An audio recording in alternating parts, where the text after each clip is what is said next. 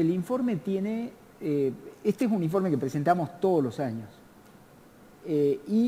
tiene una parte fija que es la actualización de las cifras de pobreza a nivel nacional y a nivel provincial. Y después desembocamos en algún capítulo donde siempre tratamos algún tema particular. En este caso nos dedicamos al tema de pobreza estructural. ¿Qué entendemos por pobreza estructural? Sería lo que habría que aclarar, digo. Nos alejamos de la métrica tradicional de la pobreza que habla de... Que es solo ingresos. Ingresos, insuficiencia de ingresos, y nos trasladamos a lo que es pobreza estructural, que es el acceso a servicios, básicamente. Hablamos de educación, de salud, de saneamiento, calidad de los materiales de la vivienda, nivel educativo de los jefes de hogar, cantidad de personas que están dependiendo de jefes que están ocupados. Disponibilidad de servicios. Disponibilidad de servicios. Entonces, de ahí tratamos de conseguir algún número que resuma la situación de las distintas poblaciones de la provincia. Y por cuestiones estructurales es mucho peor el dato de acuerdo a los ingresos, ¿no? Digamos, si uno mira, son mediciones separadas. Distintas, digo, sí. ¿no? O sea, se puede juntar, de hecho, esa es la parte, y ahí contesto lo que me preguntabas, Gustavo, de la situación nacional. Lo que hicimos ahí es construir con datos oficiales, o sea, con datos del INDEC, construimos una medida de pobreza que combina la pobreza monetaria con esta pobreza estructural, le llamamos ahí en el informe pobreza integrada, y que nos encontramos con que más del 50% de la población de la Argentina tiene algún tipo de pobreza, ya sea estructural o monetaria. Esta es la cifra que compite con esta que circula, que es solamente la pobreza monetaria y que se dice ahora que ha bajado y demás. Sí, bajó, la monetaria bajó claramente, pero esto no ha logrado revertir el otro tipo de pobreza y entonces se mantiene. Y claro, es que esas condiciones se arrastran. Claro, exacto. Además la monetaria es mucho más dinámica. Absolutamente, es mucho más volátil, esa es la característica que tiene. Cambia porque hay inflación, porque hay desempleo, sube, baja, cuando hay situaciones de estabilidad macroeconómica baja.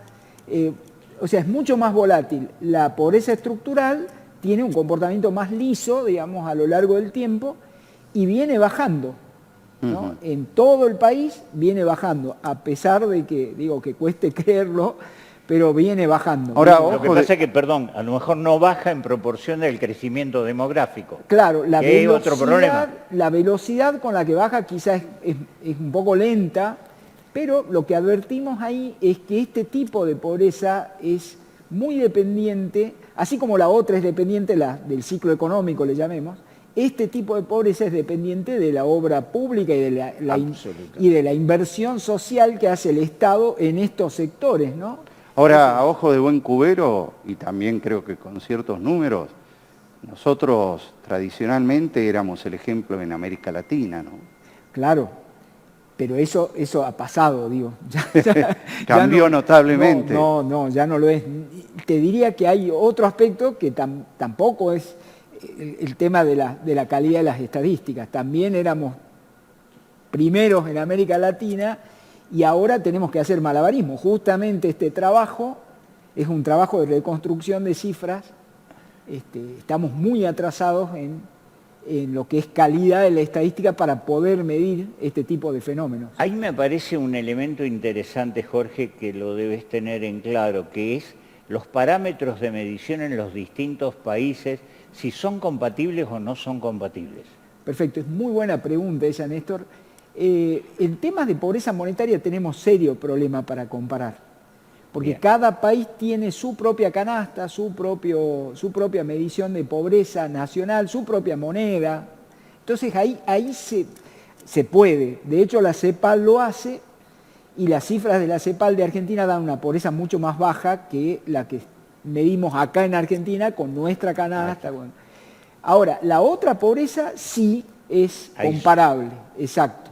La pobreza estructural, porque ahí sí la CEPAL lideró este movimiento. En algún momento nosotros fuimos pioneros en implementar esta medida de pobreza, acá le llamamos por necesidades básicas insatisfechas, y la CEPAL tomó esa idea que surgió acá en Argentina, por iniciativa de Por Prebisch. Alfonsín.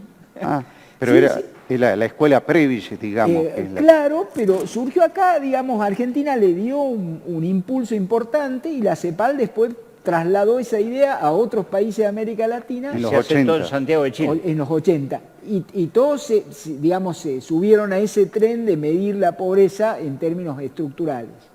En esos términos es comparable, y lo que sucede es que se critica de este tipo de medidas que han quedado un poco antiguas, pero yo lo que digo ahí en el informe es que no parecen tan antiguas porque dan tasas de pobreza Sí, enormes. porque hay vastos sectores que no las tienen. Tenés un departamento de Rivadavia en la provincia de Salta que está midiendo un 47% de población que se encontraría en situación de pobreza estructural. Si calculás el total de la población de la provincia de Salta, te da 570.000 habitantes que están en situación de pobreza estructural. Entonces, los parámetros no parecen que estén demasiado anticuados, pues se decía, no, hay que modificar los parámetros, porque eso era pobreza de los años 80.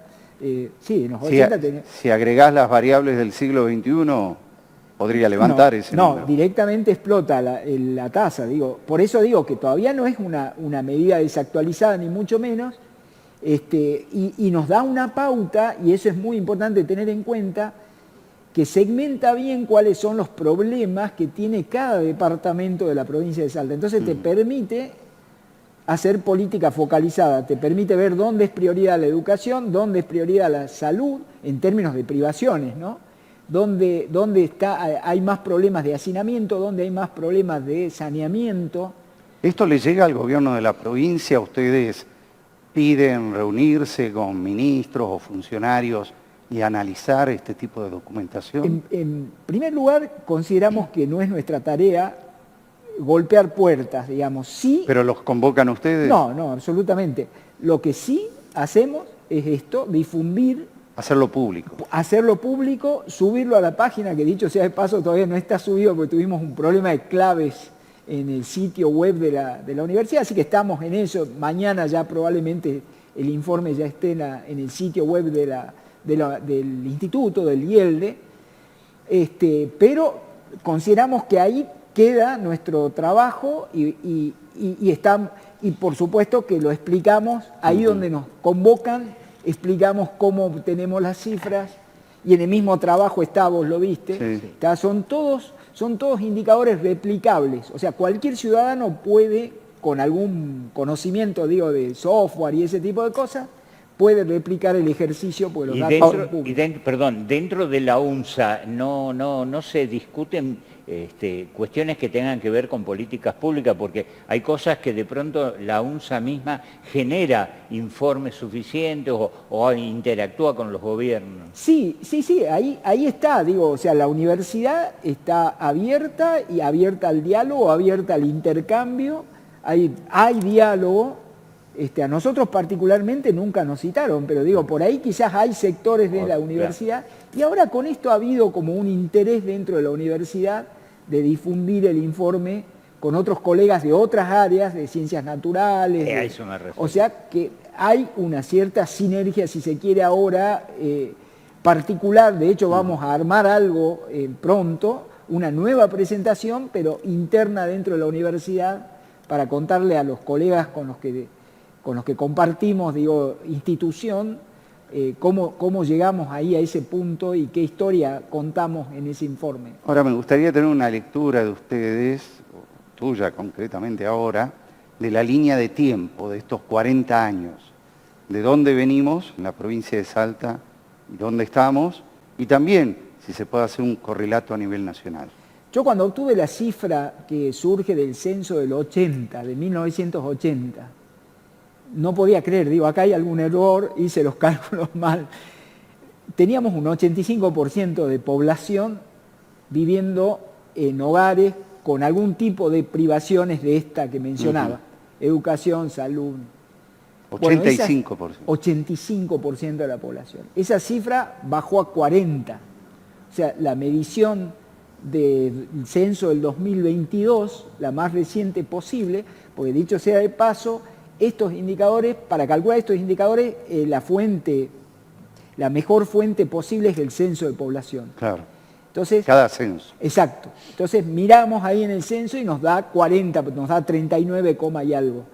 40% de población, o sea que bajó 45 puntos, bajó más de la mitad la pobreza en ese periodo. Ahora lo que sí tenés, clarísimo, ¿no?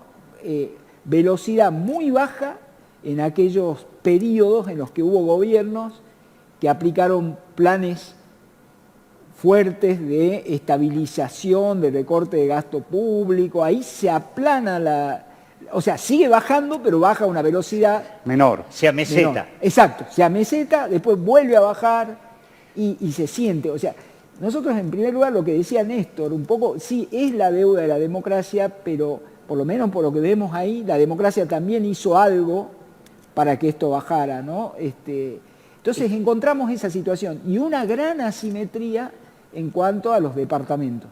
O sea, los departamentos que están, digamos, todo el Chaco salteño, el departamento San Martín, Orán, Rivadavia, Anta.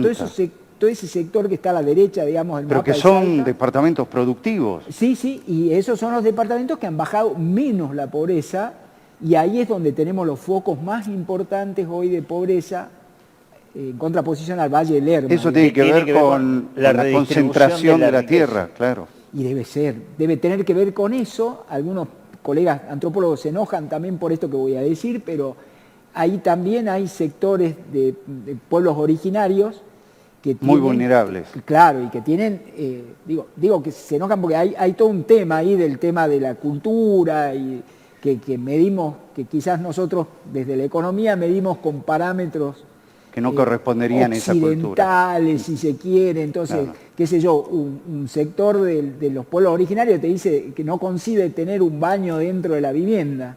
Y ese es un indicador nuestro para saber si hay déficit en tema de saneamiento, ¿no? Vos sabés que me dejaste disparando una pregunta. Medís 1980, yo soy el más viejo de los tres, y yo viví la Argentina de una pobreza del 6%, que era en los 70. Claro, claro. Entonces, exacto. Yo veo un salto muy grande en el 76, en el proceso de reorganización, y se me dispara la idea por lo que vos decís, las políticas de ajuste, pero que afectó enormemente. Es decir, lo que yo sé es que es grande la diferencia en la pobreza por ingresos. No sé si hay antecedentes de pobreza estructural antes del proceso. Bueno, ahora te comento, pero te corrijo algo, sos el menos joven de los tres, ¿no? Me gustó eso. La acepto, me viene bien. Mira, hay censos. Hay censos previos al 80. Pero ¿qué es lo que pasa? No conseguimos la información para procesarla. Les cuento un secreto, digo, de todo esto me he tenido que comprar una computadora. ¿Saben cuántos datos hemos procesado con esta?